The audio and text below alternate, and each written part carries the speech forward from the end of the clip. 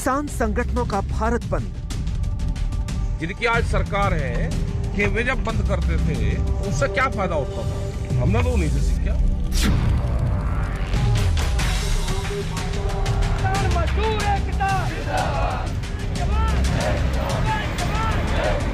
भाजपा का लक्ष्य है किसान मुक्त भारत। आम आदमी की सड़क पर जंग।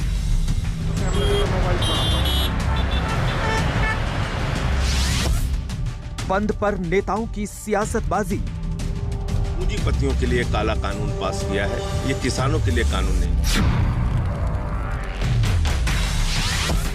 बार बार जनता क्यों झेले बंदबाजी।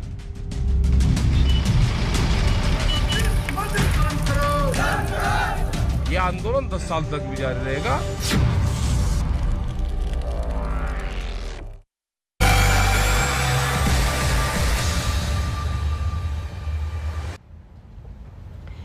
खेती कानूनों को आए 1 बरस बीत गया। 10 महीने से चल रहे किसान आंदोलन को एक भारत बंद नाम का नया चोगा पहनाया गया है। आप देख रहे हैं हल्ला बोल, आपके साथ मैं हूं अंजना ओम कश्यप। इस बंद को ज्यादातर विपक्षी पार्टियों ने अपना समर्थन दिया है और सरकार से किसान कानून को वापस लेने की मांग की है। उधर सरकार बार बार अपील कर रही है कि आइए बातचीत कीजिए, लेकिन किसानों के अगवा कृषि मंत्री को रट्टूमल बता रहे हैं और कानून वापस लेने की जिद पर अड़े हुए हैं। ये रिपोर्ट देखिए।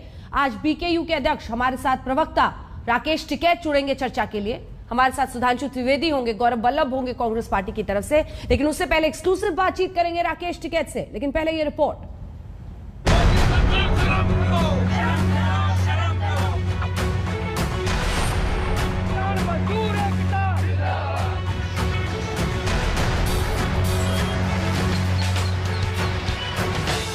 भागती दौड़ती दिल्ली कुछ घंटों के लिए पूरी तरह थम गई।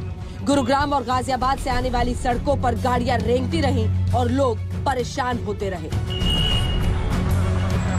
दिल्ली की सीमाओं पर आंदोलन कर रहे किसानों ने दम दिखाया और अपने रूटीन पर निकले लोगों को बेदम कर दिया। सिंघू बॉर्डर पर किसान सड़कों पर बैठ गए और आवाजाही ठप। गाजीपुर बॉर्डर भी ठप। गाजीपुर बॉर्डर पर राकेश टिकैत खुद लंगर बनाने में जुट गए। कभी आलू काटा तो कभी पूरियां तली और लोगों की परेशानी को नजरअंदाज करके सियासी तड़का लगाते रहे। बंद क्या देश में पहले नहीं हुआ क्या कभी? उनसे पूछो ना, जिनकी आज सरकार है कि वे जब बंद करते थे तो उससे क्या फायदा होता था, हमने तो उन्हीं से सीखा। कि भारत बंद भी होता है, मगर भाई भारत बंद होता है तो उसे भी करके देख लो, हो सके कि उससे कोई रास्ता निकल जाए। किसानों के भारत बंद को लेकर दिल्ली पुलिस चौकन्नी थी। 26 जनवरी जैसी घटना फिर ना हो, इसके लिए लाल किले के लिए जाने वाले रास्ते बंद कर दिए गए। उधर जंतर मंतर पर किसान आंदोलन के समर्थन में मजदूर संगठनों ने प्रदर्शन किया। मोदी सरकार ये संपूर्ण रूप में किसान विरोधी है। किसान को वो बदला लेना चाहता है, किसान को हरा के किसान भाग जाए, यही उसका मकसद है, साजिश है। मगर किसान ने बता दिया हम अपना मांग मिलना बिना हम जाएंगे नहीं। सिर्फ दिल्ली नहीं, देश के अलग अलग हिस्से से किसानों के भारत बंद की तस्वीरें आई। पंजाब और हरियाणा में भारत बंद के नाम पर जोर जबरदस्ती करने की तस्वीरें सामने आई। कहीं दुकान और बाजार बंद करवा दिए गए तो कहीं सरकारी दफ्तरों में कामकाज ठप करवा दिया गया। भारत बंद का असर बसों और ट्रेनों की आवाजाही पर भी पड़ा। आप पंजाब में पटियाला की तस्वीरें देखिए। यहाँ आंदोलनकारी पटरी पर बैठ गए और ट्रेनों की आवाजाही ठप कर दी। वहीं हरियाणा के बहादुरगढ़ में रेलवे ट्रैक पर खड़े होकर आंदोलनकारियों ने नारेबाजी की। अब बिहार के पटना की तस्वीरें देखिए। यहाँ आंदोलन और भारत बंद के नाम पर बसें रोक दी गई और जमकर उत्पात मचा। किसान आंदोलन के नाम पर जमकर उपद्रव भी और जोरदार सियासत भी हुई। देश की 12 विपक्षी पार्टियां किसानों के कंधे पर बंदूक रखकर गोलियां दागती रही। आज एक दिन की ट्रैफिक जैम से जनता पीड़ित नहीं है। जो भाजपा ने पूरे 7 साल से अर्थव्यवस्था जैम की हुई है, जिसके चलते पेट्रोल महंगा है। कैलेंडर में कोई तारीख नहीं बती जब सिलेंडर के दाम ना बढ़े हों। भाजपा की 7 साल की अर्थव्यवस्था का चक्का जाम, कृषि क्षेत्र का चक्का जाम, उससे जनता पीड़ित है। काला कानून कम संख्या होने के बावजूद लोकतंत्र और संसद का गला घोट के पास किया गया है। विपक्ष की संख्या किसानों के पक्ष में थी, भारतीय जनता पार्टी की संख्या पूंजीपतियों के पक्ष में थी। 1 साल से भी ज्यादा समय हो गया, आंदोलन कर रहे हैं, सड़क पर बैठे हैं, लाठियां खा रहे हैं, गोलियां खा रहे हैं पुलिस की। ये किसानों का बंद है, बेरोजगारी है, लोग घर में ही बैठे हैं सरकार की कृपा से, तो बंद तो चालू ही है। इसमें किसानों ने भी बंद का ऐलान किया है, हम मन से उनके साथ हैं। बंदी इसलिए है, 10वां महीना बीत गया, आपके कान पे जू नहीं रेंग रही। लोग अपना खेत खलिहान छोड़ करके दिल्ली की सरहदों पर बैठे हुए हैं, आपके कान पे जू नहीं रेंग रही। आपने किसी से करार कर लिया कि ये कानून बना के देंगे, वो करार आपके लिए ज्यादा महत्वपूर्ण है। बॉल भले ही खेती कानूनों का हो और बल्ला भले ही किसानों का हो, लेकिन मैदान सियासत का है। सरकार भी इस बात को समझ रही है और किसानों से बार बार बातचीत की अपील कर रही है, लेकिन आंदोलन की अगुवाई करने वालों को भी मालूम है कि यूपी और पंजाब में चुनाव सिर पर है। समर्थन देना तो किसी का व्यक्तिगत मामला है, लेकिन मैं समझता हूँ किसान आंदोलन को राजनीति से नहीं जोड़ना चाहिए। किसान सबका है और सरकार बहुत संवेदनशीलता के साथ किसान यूनियन के साथ बातचीत की है और आगे भी करने के लिए तैयार है। रट्टू पता है आपको, जब बचपन में पढ़ते थे कि रट्टू कि उसने जो रट लिया सिर्फ वो वही बोलता है, उसे आगे बोलता ही नहीं। आगे की लड़ाई जारी रहेगी, हमें ये 10 साल में भी सुधार करेंगे, ये आंदोलन 10 साल तक भी जारी रहेगा, हम वापसी नहीं जाने वाले यहाँ से। खेती कानून बने 1 साल बीत गए हैं और 10 महीनों से किसानों का आंदोलन चल रहा है। आंदोलनकारियों ने तीसरी बार भारत बंद बुलाया, लेकिन मामला वहीं का वहीं है। ना सरकार पीछे हट रही है और ना ही किसान। ऐसे में सवाल ये कि बात बनेगी कैसे? आज तक ब्यूरो। चर्चा की शुरुआत करने से पहले आप भी ये जानने को उत्सुक होंगे कि आखिर किन राज्यों में किसान आंदोलन का असर किस हद तक रहा। हमने कुछ जानकारी आपके लिए अलग अलग राज्यों की इकट्ठा की है, वो जरा आपको बता दें। सुधांशु त्रिवेदी जी नेता बीजेपी के हमारे साथ सांसद जुड़ गए हैं और गौरव वल्लभ भी हमारे साथ जुड़ गए हैं, प्रवक्ता कांग्रेस पार्टी के। लेकिन शुरुआत हम पंजाब से कर रहे हैं। पंजाब में 350 से ज्यादा जगहों पर आज किसानों का प्रदर्शन हुआ है। रेल और रोड यातायात ठप है वहां पर। पंजाब में सबसे ज्यादा असर रहा है। बंद को सफल कहा जा सकता है क्योंकि ज्यादातर बाजार, दुकानें, दफ्तर सब आज वहां पर बंद रहे। अब रुक करते हैं हरियाणा का। ज्यादातर हाईवे ठप, गाड़ियों की आवाजाही ठप। नंबर 2 असर जिस राज्य में दिखा उसका नाम है हरियाणा। बंद को सफल कह सकते हैं। ट्रेनों की आवाजाही भी रोकी गई काफी हद तक। लोगों को क्या मुश्किलें हुई इस पर आएंगे, लेकिन उत्तर प्रदेश में खुले रहे बाजार, दुकान, दफ्तर। उत्तर प्रदेश, क्योंकि कहा जा रहा है कि आंदोलन बहाना यूपी चुनावों पर है निशाना, तो यहां पर तो बाजार खुले रहे। दिल्ली से सटे इलाकों में जरूर परेशानी रही। बंद का असर बहुत ज्यादा नहीं रहा, लेकिन हां दिल्ली एनसीआर में कम से कम लोगों को मुश्किलें बहुत हुई। दिल्ली बाजार खुले रहे, दफ्तर खुले रहे। कुछ इलाकों में जान से परेशानी जरूर हुई, इसलिए बंद का आप कह सकते हैं मिला जुला असर या फिर कोई असर नहीं। ज्यादातर सड़कें ठप रही। झारखंड में रांची में बाजार बंद रहे आज किसान आंदोलन की वजह से। जो खदान से माल ढुलाई है वो भी ठप, यानी बंद यहां पर झारखंड में सफल रहा। बिहार की बात करते हैं क्योंकि आरजेडी भारी तादाद में आज किसानों के साथ था। रेल और रोड ट्रैफिक ठप। इसी के साथ ज्यादातर शहरों में आरजेडी का प्रदर्शन रहा। बंद का मिला जुला असर कह सकते हैं। महाराष्ट्र में गैर बीजेपी पार्टियों का प्रदर्शन रहा जबरदस्त तरीके से, आप कह सकते हैं। देखिए, किसान आंदोलन को अभी तक गैर बीजेपी पार्टियों का जो मोदी के खिलाफ है वो किसानों के साथ है। सामान्य जीवन पर असर नहीं रहा। बंद का असर बहुत ज्यादा महाराष्ट्र में नहीं रहा। चलिए चर्चा की शुरुआत करते हैं। राकेश टिकैत कुछ ही देर में हमारे साथ जुड़ेंगे, उनका इंतजार है, लेकिन उससे पहले सुधांशु त्रिवेदी जी और गौरव वल्लभ जी को दिखाइए।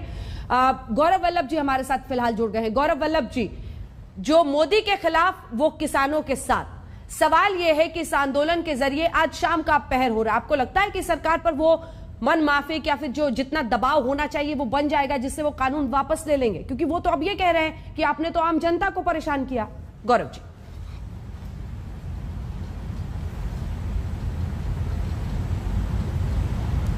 सर, आपने म्यूट किया है कि आपकी आवाज नहीं आ रही? एक बार चेक कर लीजिएगा। म्यूट तो नहीं। अंजना जी, आपको मेरी आवाज आ रही है सर।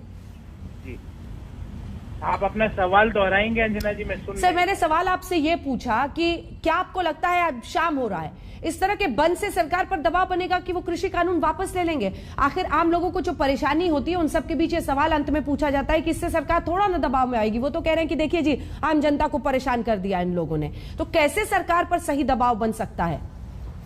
64 करोड़ अन्नदाता अंजना जी 10 महीने के लगभग समय हो गया दिल्ली के बॉर्डर पे बैठे हैं। 600 से ज्यादा लोगों ने शहादत दे दी, पर सरकार उनकी बात ही सुनने को तैयार नहीं। सरकार ने क्या किया वो बताता हूँ आपको।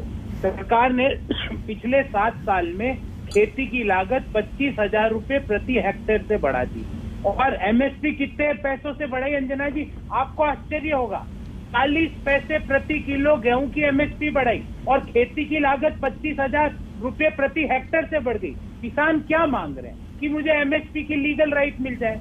किसान क्या मांग रहे हैं कि ये जो 3 काले कानून जो आपने बनाए हैं वो आपने मेरे ऊपर क्यों थोपे, मुझे नहीं चाहिए वो काले कानून।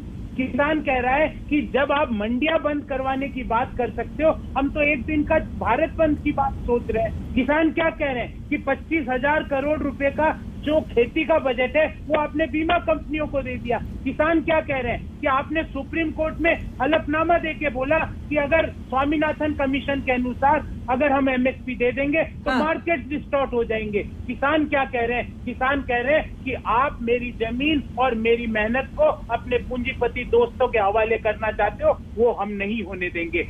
प्रधानमंत्री जी ने कहा I am 1 phone call away. वो 10 महीने से फोन नहीं हुआ अंजना जी। कौन सा नंबर है प्रधानमंत्री जी का? मैं डायल करता हूँ किसानों की तरफ से, मैं उनसे आग्रह करता हूँ, हाथ जोड़ता हूँ कि भाई साहब अपना हट, अपना गुरूर, अपना अभिमान छोड़िए और किसानों की सुनिए। 64 करोड़ अन्नदाता आपके घर से 20 किलोमीटर दूर बैठे हैं। आप कल सेंट्रल विस्टा की परिकल्पना करने वहां गए थे, कभी उन किसानों के पास चले जाइए, उनकी भी आप उनकी भी बात सुन लीजिए। ठीक है सर, मैं लौट रही हूँ आपके साथ। कुछ ही देर में सुधांशु त्रिवेदी जी भी जुड़ेंगे जो आपसे चर्चा करेंगे, लेकिन इस वक्त हमारे साथ राकेश टिकैत जी जुड़ रहे हैं जो कि प्रवक्ता है भारतीय किसान यूनियन के। राकेश टिकैत जी, आज दिन भर का ये आंदोलन दिखा, तस्वीरें हम सुबह से आपकी दिखा रहे हैं अलग अलग जगहों पर। सबसे ज्यादा असर सर इसका पंजाब में, हरियाणा में दिखा है। हाँ जी। लेकिन यूपी में चुनाव होने वाले हैं और यूपी को लेकर आप लगातार हुंकार भर रहे हैं, वहां पर बहुत ज्यादा असर नहीं दिखा है। बिहार में दिखा, झारखंड में दिखा, कई पार्टियां भी आपके साथ हैं। अब शाम होते होते क्या है आपकी रिपोर्ट? आपको लग रहा है सरकार पर इतना दबाव बन गया कि वो कानून वापस ले लेंगे? अब सरकार का तो नहीं पता कानून वापसी लेंगे नहीं लेंगे, लेकिन आंदोलन तो ठीक रहा, सक्सेसफुल रहा आंदोलन तो। यूपी में भी करीब 800 से ज्यादा जगह आंदोलन हुए, 800 से ज्यादा। लेकिन दुकानें वगैरह वहां पर खुली रही और दफ्तर खुले रहे। जैसे पंजाब में 350 जगहों पर हुआ सर, तो वहां पर दुकानें बंद थी, दफ्तर ठप थे। जी जी हाँ, दुकानें खुल रही होगी वहां पे, क्योंकि सरकारों का फोकस ये रहेगा कि यूपी में आंदोलन का असर कम रहा, ये सरकारों का फोकस रहेगा और यही दिखाने वालों का फोकस रहेगा। आंदोलन ठीक रहा, सक्सेसफुल रहा, और जहां जहां पे भी आंदोलन करे सब लोगों ने वहां पे आंदोलन में सक्सेस करी। और हम ये बता देना चाहते हैं कि हमने सीलबंद आंदोलन नहीं किया, हमने लोगों को रिलीफ भी दी, लोग आते जाते भी रहे, वो भी छूट थी वहां पे। ठीक है, इस पर बाद में आएंगे सर, हम तस्वीरें भी दिखा रहे हैं, लेकिन मुझे ये बताइए, पूरा बिल्कुल पैक कर दिया जी। अब बीजेपी वाले राकेश टिकैत पर यह आरोप लगा रहे हैं कि आंदोलन बहाना है, यूपी चुनाव पर आपका निशाना है। और ये चुनाव तक क्यों लेकर जा रहे हैं, इस मामले को चुनाव तक क्यों लेकर जा रहे हैं? ये हमारी बात मान लो भाई, हमारा बातचीत शुरू करवा दो, इस आंदोलन को जो हमारी डिमांड है उसको पूरा कर लो, ये चुनाव तक क्यों लेकर जा रहे हैं? कृषि मंत्री तो सर आज भी कह रहे थे कि बातचीत के लिए हम तैयार हैं, बातचीत के लिए आइए। वो कंडीशनल बात करना चाहते हैं, वो कहते हैं कि कानून वापसी नहीं होगा और बातचीत कर लो। हमने कहा कि जो भी आपको बात करनी है वो मकान के अंदर अपनी बात आप बताओ, पहले आप लिख के ड्राफ्ट ब्लॉक के हमसे साइन करवाने मत बोलो, वहां पर ना हम साइन करने जाएंगे। अगर उन्हें पहले ही फैसला कर लिया तो हम तो नहीं जाएंगे, अच्छा उसमें सर आप तो कृषि मंत्री को क्या कह रहे थे सर आज? रट्टू है जी? आज कृषि मंत्री को क्या कह रहे थे सर आप कि वो तो रट्टू लोग हैं, रट्टू जी आ जाते हैं बात करने को? नहीं, कृषि मंत्री रट के आते हैं, वो जो चीज इनको बताते हैं वो चीज एक ही चीज पढ़ के आते हैं कृषि मंत्री जी, और वही चीज वो बता देते हैं। मतलब जो चीज रट के आ जाती है कि एक की भाषा से अलग कोई नहीं होना चाहती, वो एक ही चीज पढ़ के आते हैं, सिर्फ वही बताते हैं, उससे आगे उनको पावर नहीं है बोलने की। हमने तो ये भी कहा कि कृषि मंत्री को अगर पावर दे दोगे तो भी हमारा फैसला हो जाएगा। अगर उनको फुल फ्लैश पावर दे दो, आप किसी भी मिनिस्टर को, भारत सरकार के किसी भी मंत्री को आप फुल फ्लैश पावर दे दो, नरेंद्र सिंह तोमर को आप फुल फ्लैश पावर दे दो, उनके साथ में एक को और लगा दो, और ये कहे कि ये आंदोलन से आपको बातचीत करनी है, तो भी हमारा फैसला हो जाएगा। लेकिन वो तो कहते हैं कि आप भी रट के आते हैं सर, पावर देनी पड़ेगी। आप भी रट के आते हैं, आप कहते हैं तीनों कृषि कानून वापस लो वरना मानेंगे नहीं। तो अगर कोई बातचीत करनी है तो वो अंदर बताए ना अपनी बात। ये तो सरकार की भाषा बोलते हैं ना वे, पूर्ण रूप से जो सरकार उनको कहती है। एक चीज से आगे वे भी पिछले 8 महीने से बढ़े ही नहीं कि हम बातचीत को तैयार है, कानून वापसी नहीं लेंगे, संशोधन पर बात कर लो। इन शब्दों से अलग उन्होंने आज तक कोई शब्द नहीं कहा। एक आदमी अपनी तरफ से भी कोई बात कहते। अच्छा अब ये बताइए, आंदोलन से जो ये भारत बंद वाला आइडिया था, ये आप ही का था क्या टिकैत साहब? नहीं, ये तो बीजेपी वालों से लिया हमने। बीजेपी वाले करते थे पहले भारत बंद, हमने तो इन्हीं से लेते हैं आइडिया। सारे आइडिया हम इन्हीं से लेते हैं। ये बहुत ज्ञानी आदमी है, ये नाम के आइडिया ये देते हैं, किस किस का क्या क्या नाम रखना, ये कपड़ा कौन से रंग का कहां पहनना उसका आइडिया ये देते हैं, ये आइडिया आंदोलन कैसे होगा उसका आइडिया ये देते हैं। तो इन्हें भारत बंद करे पहले, हमने तो इनसे आइडिया लिए। अच्छा बीजेपी के आइडिया पे चल रहे हैं आप? आइडिया तो किसी से भी ले लो, अगर ठीक आइडिया हो तो ले लेना चाहिए। पर जनता कहाँ ठीक मानेगी सर? ट्रैफिक जैम की तस्वीरें जरा दिखाइए। पता नहीं टिकैत साहब के सामने लग रहा है, मुझे ऊपर देख रहे हैं बार बार, टीवी उवी कहीं कुछ लगा है, दिखाइए एक बार सर। सड़क जैम, जो आम लोग हैं उनको तो बड़ी मुश्किलें हुई है सर। पूरे दिल्ली एनसीआर का देखिए, ये ऊपर से व्यू देखेंगे आप, अंबार है जैसे एक समुद्र है गाड़ियों का, बड़ी दिक्कत हुई है सर। छोटे छोटे शहरों में तो कई जगह पर उत्पात मचा है, पटना में, कई जगहों पर पंजाब में, हरियाणा में। जनता फिर कैसे माफ करेगी? उनको तो गुस्सा आएगा ना कि हमारी क्या गलती है भाई? टिकैत साहब हाँ, तो हमारी क्या गलती है? ये इसी जनता की तो लड़ाई है। जो ये जनता आलू 20 रुपया किलो खरीद रही, किसान इनको 2 रुपए किलो बेच रहा है, तो ये इन्हीं की तो लड़ाई है। ये रोटी बाजार की वस्तु ना बने तो ये लड़ाई जनता की तो है। रोटी जरूरत की चीज है, बाजार की चीज नहीं है। ये लड़ाई यही तो है। तबीयत ठीक है? पानी पी लीजिए। हाँ ले लिया। आज सुबह तो खूब आलू काट रहे थे आप। ये बताइए अब मुझे, ये बताइए, देखिए प्रधानमंत्री नरेंद्र मोदी पिछली बार कृषि कानूनों पर अलीगढ़ में, हाँ अच्छा बोल लीजिए पहले। तस्वीरें दिखा रहे हैं हम आपकी, पूरा आलू काट रहे हैं। और हम ये कह रहे हैं कि यहाँ पे काम करना पड़ता है। जब यहाँ रहते हैं तो उतनी देर यहाँ काम भी करना पड़ता है। हम कोई फ्री नहीं रहते। खेत में है तो खेत में काम करेंगे, यहाँ पे है तो यहाँ पे काम करना चाहिए, सब आदमी को काम करना चाहिए। अच्छा अब ये बताइए, पिछली बार प्रधानमंत्री नरेंद्र मोदी ने कृषि कानूनों पर अलीगढ़ में बोला था, और जो उन्होंने कहा था वो मैं आपको शब्द बार शब्द सुनाती हूँ। उन्होंने कहा इस देश में 10 में से 8 किसान छोटे किसान हैं जिनके पास 2 हेक्टेयर से कम जमीन है, और इन तीनों कृषि कानूनों से उन किसानों को फायदा होगा, बिचौलियों का अंत होगा। उन्होंने कहा कि हमें उनकी चिंता है और इसीलिए हम उन 8 किसानों के साथ हैं। वो तो ये साफ कह रहे हैं कि जो छोटा किसान है उसको इन कृषि कानूनों से फायदा होगा, और सरकार इसीलिए इन कृषि कानूनों पर अडिग है। इस पर टिकैत साहब आपका क्या जवाब होगा? आप ये गारंटी दे दो कि उन छोटा जो 2 हेक्टेयर का किसान है उनको पूर्ण रूप से एमएसपी का लाभ मिलेगा? आप उनकी फसलों को बिकवा दो पहले। आप जाओ शाहजहांपुर में, आप जाओ बरेली में, आप जाओ पलिया में, आप सब जगह जाओ, एमएसपी से कम पे खरीद होती है। और अभी 1200 रुपए के आसपास वहां पे खरीद चल रही है धान की। ये जो व्यापारी है जो किसान से सस्ते में खरीदता है, ये इसको कहां बेचता है, इसकी भी एक बार जानकारी कर लो। हमने एक डाटा दिया था अकेले रामपुर डिस्ट्रिक्ट का। रामपुर डिस्ट्रिक्ट में 11,000 फर्जी किसान के नाम दर्ज हुए, उनके नाम से वहां पे फसलें बेची गई और करीब 200 करोड़ रुपए का अकेले रामपुर में घपला है। जो धान बिहार में पैदा होता है, जहां पे मंडियां बंद कर दी, बिहार और पूर्वांचल से धान की खरीद होती है गेहूं की, और वो जाके इन डिस्ट्रिक्टों में बेचा जाता है। हाँ। ये पूर्ण रूप से जांच करने वाली चीजें हैं कि एमएसपी पे खरीद हो ही नहीं रही और भंडारण होगा। ये जो कहा कि माल अपना कहीं पे भी किसान बेच सकता है। हाँ। किसान तो पहले भी बेचता था, पहले कुछ लाभ ठीक मिल जाता था। हरियाणा में किसान जाके बेचता था तो एमएसपी मिल जाती थी।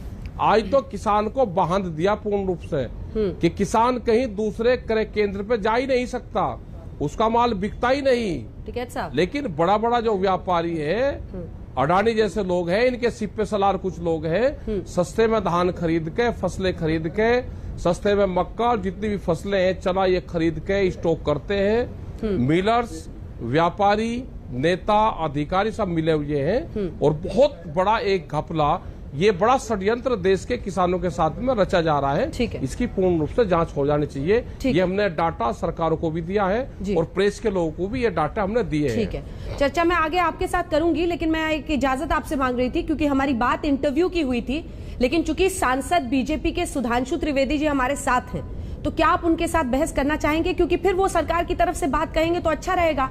आप भी एक तरह से मैं नहीं बहस करता जी, ना मैं बहस नहीं, मैं नहीं बहस करता जी। ये खामखा ये बीमारी है, इन्हें तो इसी काम का ले दिया। आप जो कुछ कह रहा, मैं आपको जवाब दे दूंगा। ठीक है, ठीक है, चलिए आप मुझे जवाब दीजिए। इनसे तो बगल हूँ। ठीक है, चलिए आपसे इसी काम की। हाँ, आपसे हमने पूछ लिया। 2 सवाल और है मेरे, उसके बाद इंटरव्यू का अंत करेंगे। और मेरा अगला सवाल आपसे ये है कि राकेश टिकैत जी, कई जगहों से देखिए, अब कुल मिलाकर तस्वीर ये है कि आप कहते हैं कि हम 10 साल तक आंदोलन करेंगे। शाम होते होते ये समझ में आ गया कि आपके इस आंदोलन से सरकार पर तो कोई दबाव बना नहीं है। क्यों नहीं ऐसे? आप अगर आपको याद हो, एक वक्त पर यूपीए के दौरान रामलीला मैदान में बैठकर जो आंदोलन चला कानूनों के लिए, ताकि ट्रांसपेरेंसी बेटर हो, उस वक्त के कानूनों पर, जिसे सत्याग्रह कई तरह के नाम दिए गए, उसका असर हुआ।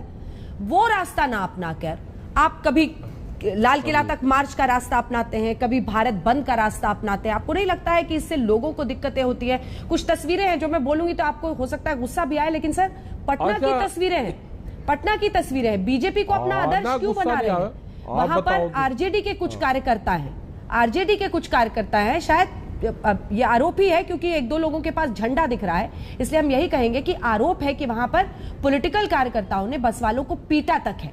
देखिए, जो मोदी के खिलाफ है पार्टी, वो राकेश टिकैत के साथ आज है, लेकिन ऐसा तो नहीं होना चाहिए ना सर। हाँ, कहेंगे, ये जो लोग थे इनको कहेंगे, समझाओगे ना। क्योंकि नाम तो आपका बदनाम होगा।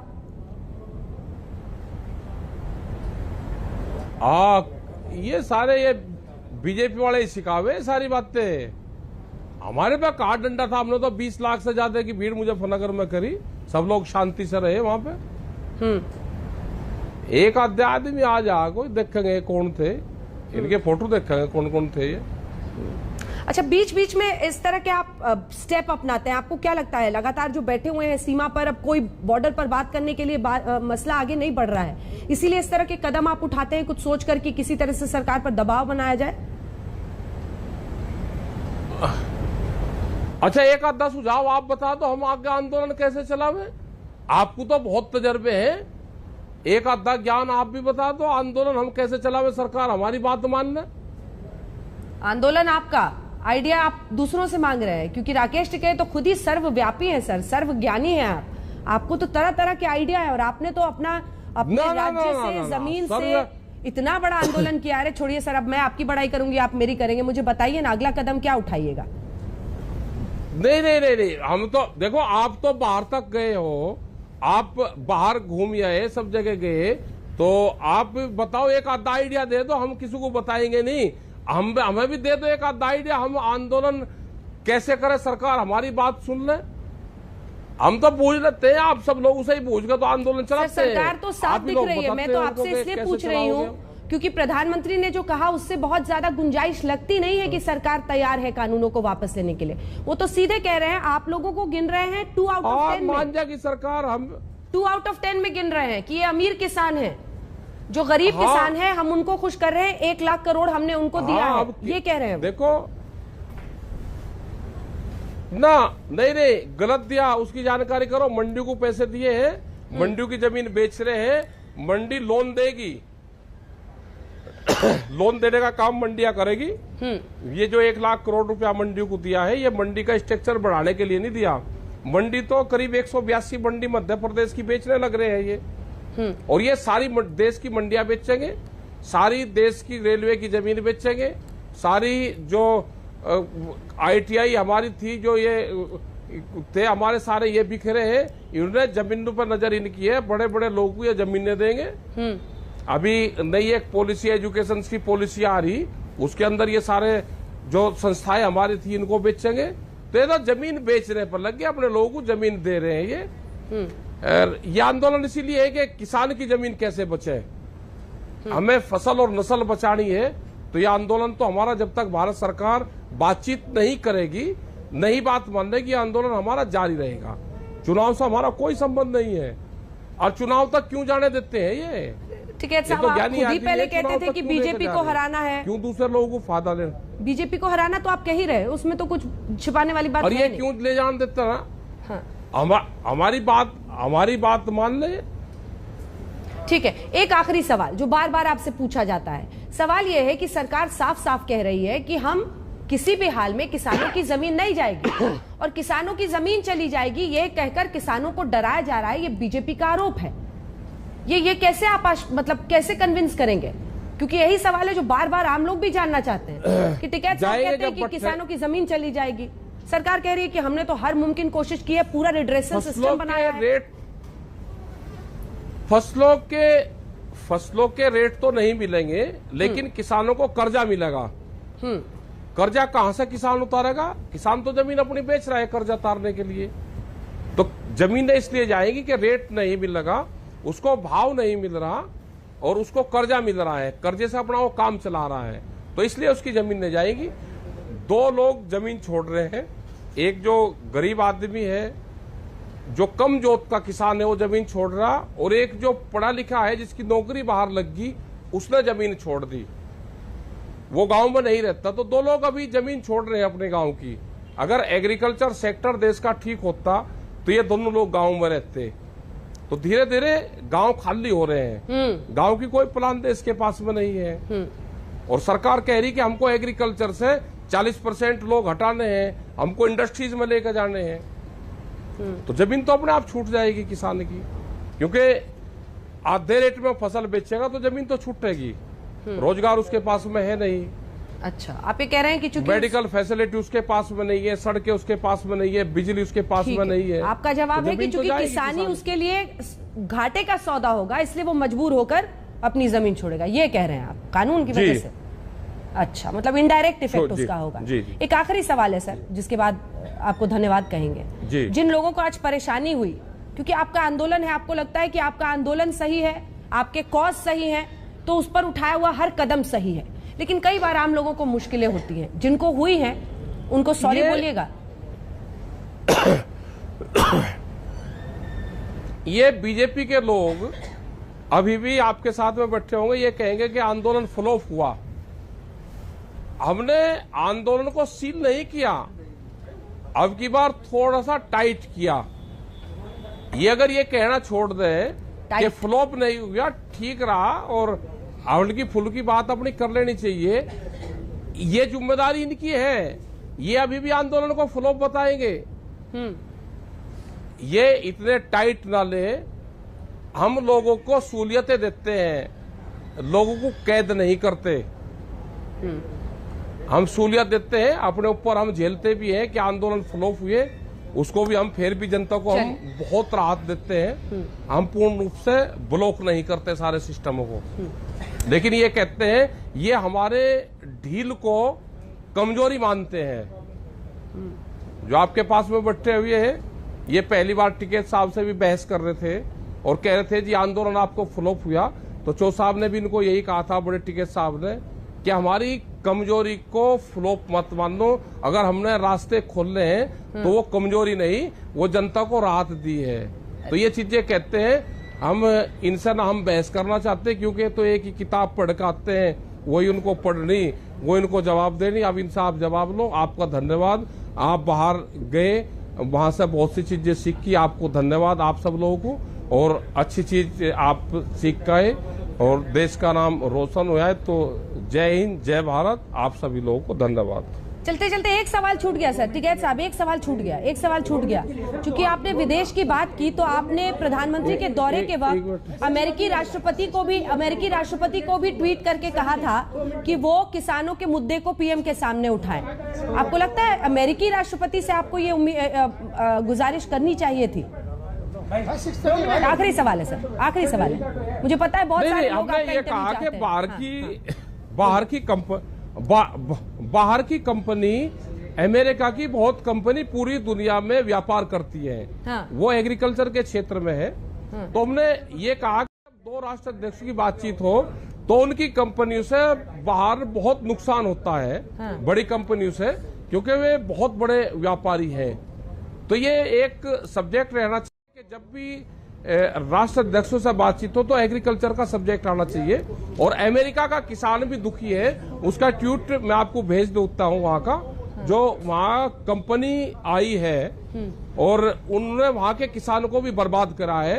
उन किसानों ने कहा है कि हम यहाँ पे बर्बाद हो चुके हैं पूरे, आप लोग अपने आप को कंपनी राज से बचाना। ये अमेरिका के करीब 10 किसानों के इंटरव्यू में आपको दे सकता हूँ, अभी मैं भेज दूंगा आपके पास में। चलिए ठीक है, पोर्टस को आपने लिखा था president of the United states of America कृषि कानूनों पर, इसीलिए हमने सोचा एक आखिरी सवाल आपसे पूछ लें। बहुत बहुत धन्यवाद आपका राकेश टिकैत हमारे साथ जुड़ने के लिए। सुधांशु त्रिवेदी जी, उनके तमाम आरोपों का जवाब दीजिए।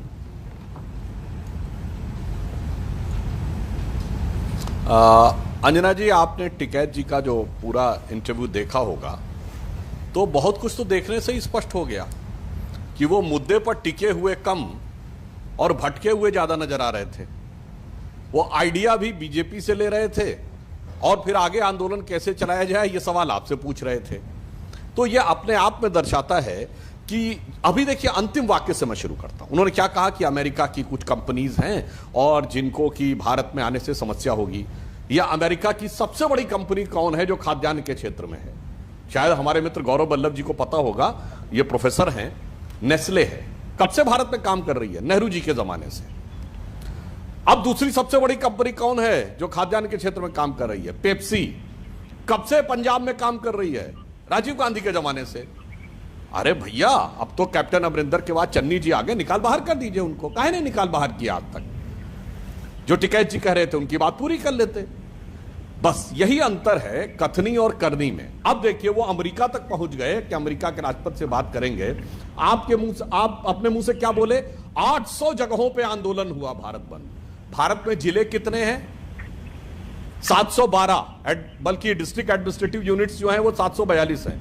तो 742 जिले हैं और अपने मुंह से आंदोलन करने वाला ये बोल रहा है कि 800 जगह हुए। मैं दावे से कहता हूं वो 100 जिले बता दे जहां पे आंदोलन हुआ हो।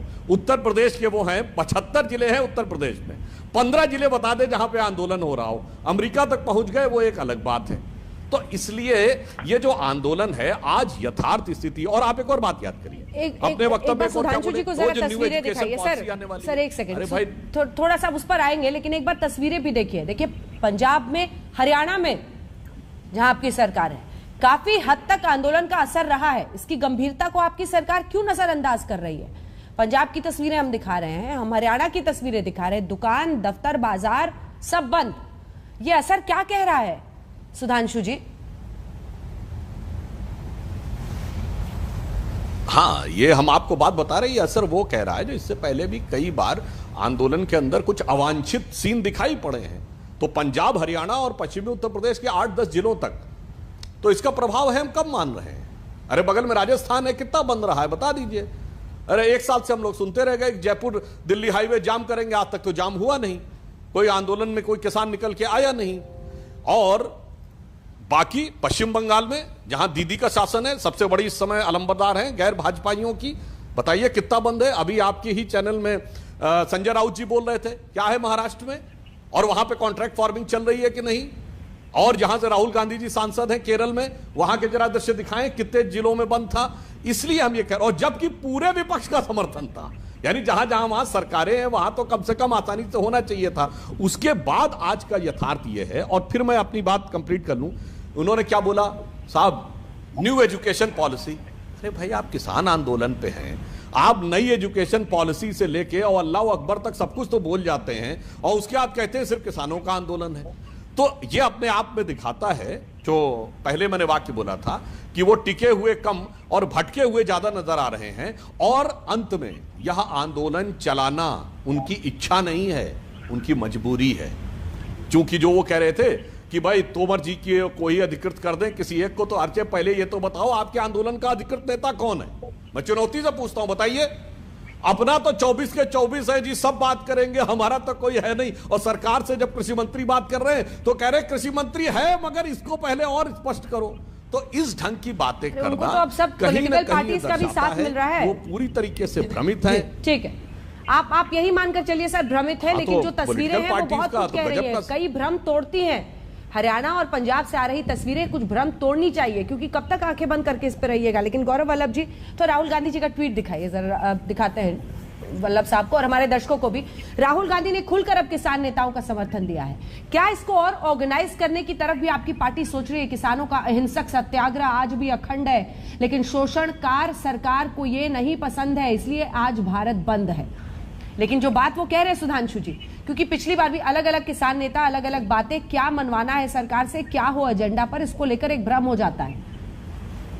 गौरव वल्लभ जी, अंजना जी, शांतिपूर्ण किसानों के आंदोलन के साथ कांग्रेस पार्टी का हर कार्यकर्ता पिछले 10 महीने से खड़ा है, इसमें कोई दो राय नहीं है, इसमें कोई लाग लपेट नहीं है। नहीं, समस्या क्या है अंजना जी कि मैं सुधांशु जी से 1-2 तथ्यात्मक सवाल पूछूंगा। सुधांशु जी, आप ही की सरकार का NSO का सिचुएशन असेसमेंट सर्वे आया 1 सप्ताह पहले, जिसमें यह बात आई सामने कि 2012-13 पे एक किसान के ऊपर 47,000 रुपए का कर्ज था, जो आज 75,000 रुपए का हो गया 2018-19। ये किसानों के हालात सुधरने का सूचक है कि किसान और खेती नीचे जा रही है, उसका सूचक है।